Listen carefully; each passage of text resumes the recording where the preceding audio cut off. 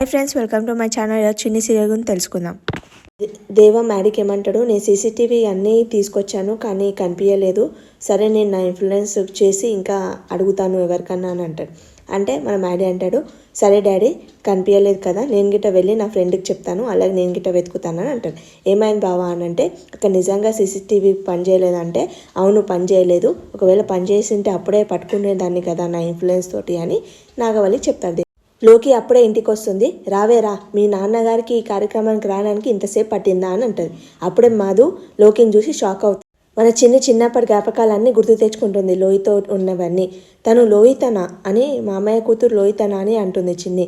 అనేసి మా అమ్మ నువ్వేం అరవకు అని మన లోకి, నేను తప్పించుకొని వచ్చానని సంతోషించు అంటే, ఏం తప్పించుకొని రావడం ఏంటి అని అంటే, నేను పీజీలో ఉన్నాను కదా, అక్కడ వాడని పంపించదు, అందుకని తప్పించుకొని వచ్చాను అని అబద్ధం చెప్పి, ఇదేంటి ఇంటికి వచ్చేసింది, నాన్న ఫోటోని చూసిందంటే నేను లోయి అని అర్థమైండొచ్చు అని లోకి అనుకో, ఏంటే ఆ ఎడారిలో తారిలాగా నిలబడ్డావు, కూర్చో అని వాళ్ళ అమ్మ. లోయి కూర్చో అని అంటది. అంటే నీకు లోయి తెలుసా అమ్మ అని అంటే, తెలుసా అంటే నాకు మీకన్నా ఎక్కువనే తెలుసు తన గురించి అను, ఇద్దరం ఒకటే కాలేజ్ కదా అలా అని చెప్తున్నా. లోయి కూర్చో అని అంటది.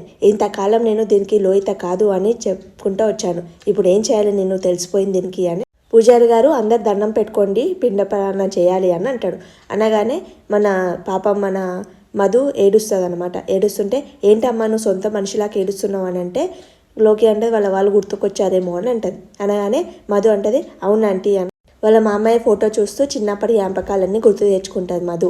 తర్వాత పిండ ప్రదానం అవుతుంది, వెళ్ళి గోదావరిలో ముంచేసి రండి, తర్వాత వచ్చి తినండి అని చెప్తాడు పూజ. ఇవి గోదావరిలో ఇచ్చేసి వస్తానమ్మా, అందరికి భోజనం ఏర్పాటు చేయండి, అలాగే మధుకి టిక్కనే తినేసి వెళ్తుంది అని చందు చెప్తాడు. ఏంటి మధు అలా చూస్తున్నావు, అనుకోకుండా మా నాన్నగారు అతికంకి వచ్చారు, తినేసి వెళ్ళొచ్చు కదా అంటే, తప్పకుండా తినేసి వెళ్తాను మాస్టర్ గారు అని. లోహిత పద వండిస్తాం అందరికీ అని అంటే, లేదమ్మా అరటాకిలో వండిస్తే మంచిది అంటే, మన ఇంట్లో లేదు కదా అంటే, పక్కలాంటి దగ్గర ఉంది కదా వెళ్ళి తీసుకురా అని వాళ్ళ అమ్మని పంపిస్తుంది.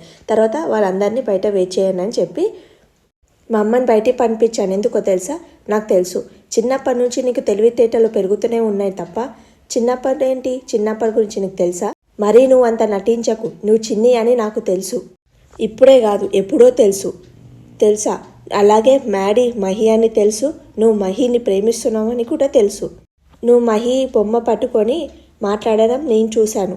సరే నీకు అన్నీ తెలిసినప్పుడు నువ్వు నా మేనమామ కూతురు అని ఎందుకు చెప్పలేవు, ఎందుకు చెప్పాలి, చిన్నప్పటి నుంచి నువ్వు నా శత్రువు అని లోకి. చిన్నప్పటి నుంచి నువ్వు అంటే అసహ్యం, చిన్నప్పటి నుంచి నీ పీర ఎప్పుడు విగరవుతుందా అని చూసేదాన్ని, కానీ దేవుని దయ వల్ల మీరు దూరం అయిపోయారు, కానీ నేను ప్రశాంతంగా ఉన్నాను, కానీ నా కర్మగాలి నేను చదివే కాలేజ్లోనే జాయిన్ అయ్యాను, నేను కోడలుగా వెళ్ళిన ఇంటికే నువ్వు కూడా కోడలుగా రావడానికి ప్రయత్నిస్తున్నావు, నువ్వు మహిని ప్రేమిస్తున్నావని నాకు తెలుసు, అలాగే మహి గిట చిన్ని కోసం ఎప్పటి నుంచో వెతుకుతున్నాడు, ప్రేమిస్తున్నాను గిట తెలుసు, ఇన్ని తెలిసిన నాకే నువ్వు కోడలుగా రావాలనుకుంటున్నావని నాకు తెలియదు, చిన్నప్పుడే మా ఇంట్లో చేరి నాకు మనశ్శాంతి లేకుండా చేసావు, అలాగే నా అత్తారింటికి చేరి నాకు మనశ్శాంతి చేస్తావంటే నేను ఊరుకోను, నీ అడ్డు ఎలా తొలగించుకోవాలో అలా తొలగించుకుంటావు, ఎందులో అంతగానము నా మీద ద్వేషం పెంచుకో, మేమేం ద్రోహం చేశామంటే, చేశారు నువ్వు మీ అమ్మ నాన్న కలిసి తీరని ద్రోహం చేశారు, మా నాన్న మాతో పాటు ఉండేవాడు, కానీ మీ వల్ల ఇలా ఫోటోలో ఉన్నాడు అనేసరికి వాళ్ళ అమ్మ వస్తుంది.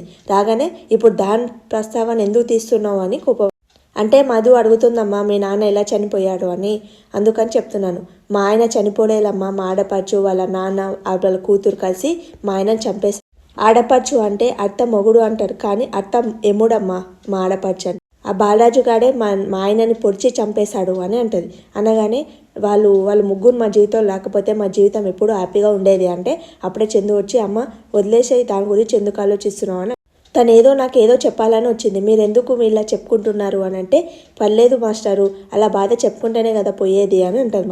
మా బాధ తగ్గేది కాదు, జీవితాంతం ఉంటుందంటే అలాంటప్పుడు చెప్పడం ఎందుకు, వదిలేసేయి అని అంటాడు. ఏం మాట్లాడాలని వచ్చావు అని అంటాడు. అంటే లేదు ఈ సందర్భం కాదు, నేను మళ్ళీ వచ్చి మాట్లాడతాను, ఇప్పుడు వెళ్తాను బాయ్ అని చెప్పేసి వెళ్ళిపోతుంది. అందరికీ చెప్పేసి నీతో కొంచెం మాట్లాడాలి అని వాళ్ళు అంటాడు లోకి. అంటే లేదు నాకు టైం లేదు, నేను వెళ్ళాలంటే, ఇంటోళ్ళతో మాట్లాడడానికి ఇట టైం లేదా అంటే, పీజీలో వాళ్ళు తిడతారు అందుకని నేను వెళ్తాను అని బాయ్ అని వెళ్ళిపోతాను.